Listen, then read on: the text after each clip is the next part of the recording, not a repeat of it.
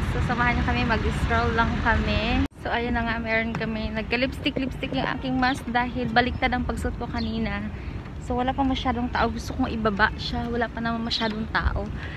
Wala pa talaga masyado yung mga iba naglilinis lang dito. So, ito yung ito yung box park.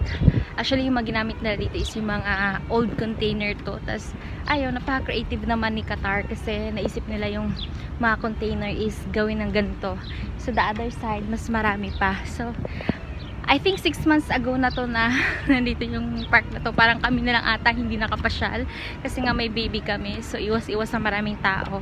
Eh, ngayon, syempre, medyo 6 months ago na to naka-open. Kaya, konti na lang talaga yung nagpupunta kapag ka-morning. So, ayan kami. Inunahan namin sila.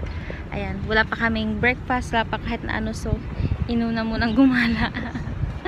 Ayan. So, ikot-ikot lang kami kasi mamaya din mainit na dito kasi dagat, medyo malagkit yung yung hampas ng hangin. Charot. Malagkit talaga. Oo, malagkit talaga mga besh. So, ikot namin kayo later. Papakita natin yung ibang side ng box park.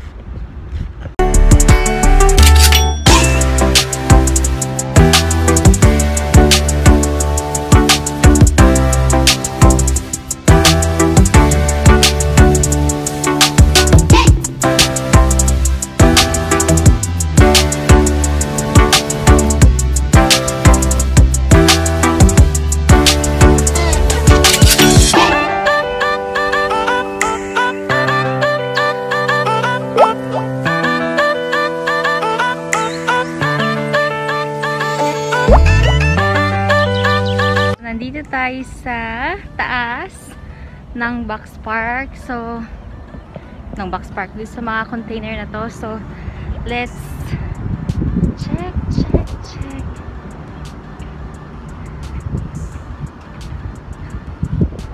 Ayan. So, ito yung view niya for morning. Ayan. Tapos, ito yung the other side. Ayan. Dagat yung overlooking. At saka may mga yate. So, ayan, marami din dito mga coffee shop. Ito lang yan. Special crafted coffee. So, ayan. If you stroll around sa second floor kumbaga, maganda din naman. Ayan.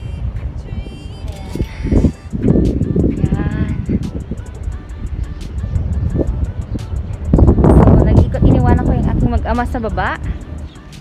Iniwanan ko sila at ako ay nag-ikot-ikot dito sa taas.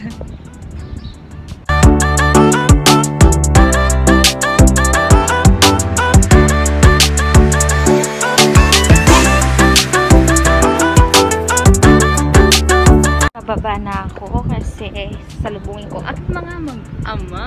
Ayan sila. So, dito well maintain. Nakita nyo naman mayroon pang mga naglilinis. Nililinis talaga nila yung hagdanan, pinupunasan nila, sinasanitize nila. So ayan. So at itong glass container na to, ang ganda niya, diba? Napaka-cozy, pero ang ganda siya tignan. Pero container lang siya. Napaka-creative naman. At saka ito, meron dito silang truck for coffee, parang coffee shop siya. So, ayan, bake with love from Turkey. So, ayan, nakahilera yung mga truck na yan. Mga mini coffee bus, coffee truck, coffee van, basta ganon. So, ayan, marami sila dito. Ayan, mga coffee shop. So far, ito lang naman ang may ikutan ko dito. Wala nang labis, walang kulang. Itong harap niya is parang parking lot na. So, yeah. That's it, pansit. At ito meron din naman mga supermarket. Ayan, Aldo Supermarket. So, meron ka rin mabibili. May toilet din naman. So, may mabibili ka rin kahit paano pag may pagkain or nagugutom ka. And then may tea time. So, dito sikat na sikat yung Caracas. chai or tea.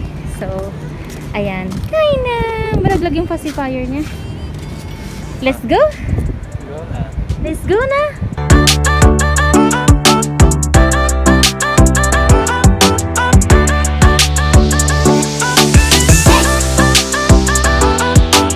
So, I think we're going home na. So, nagmamadali na umuwi ang dalaw.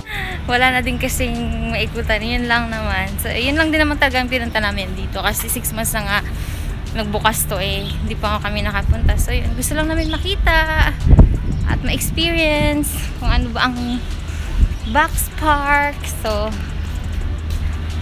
this is it. This is really is it. Kaya po mo siya dito, no?